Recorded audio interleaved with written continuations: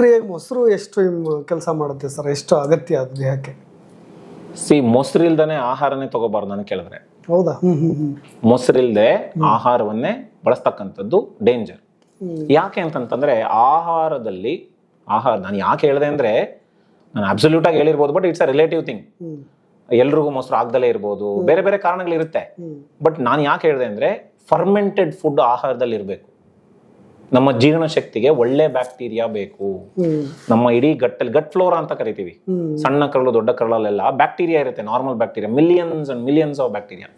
ಆ ಬ್ಯಾಕ್ಟೀರಿಯಾ ಇಂದನೇ ಒಳ್ಳೆ ಹಾರ್ಮೋನ್ಸ್ ನಮ್ಮ ಶರೀರಕ್ಕೆ ಬರ್ತಾ ಇರೋದು. ಈಗ ಏನಾಗ್ತಾ ಇದೆ, there is a large study going on this gut flora. So ಏನು ಅಡ್ವಾಂಟೇಜಸ್ ಅಂತೆಲ್ಲ.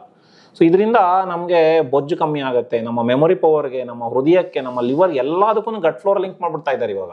ನಮ್ಮ ಇಮ್ಯುನಿಟಿ, ನಮ್ಮ ರೋಗ ನಿರೋಧಕ ಶಕ್ತಿಗೂ ಗಟ್ ಫ್ಲೋರಾನೇ ರಿಲೇಟೆಡ್. ನಾವು ಗಟ್ ಫ್ಲೋರಾ ಚೆನ್ನಾಗಿ ಇಟ್ಕೋಬೇಕು ಇವಾಗ.